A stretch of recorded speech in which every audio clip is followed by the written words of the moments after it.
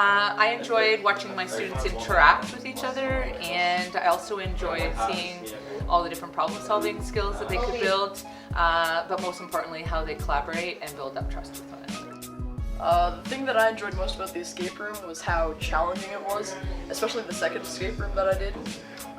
It took a lot of critical thinking, and it really excited me to see what escape room was all about.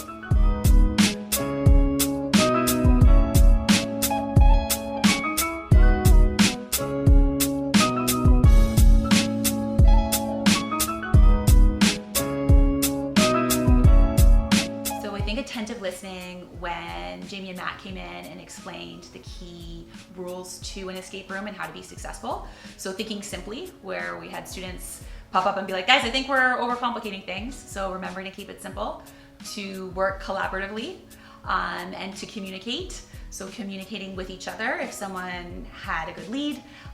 So I think those were the skills that were most important to being successful in this escape room.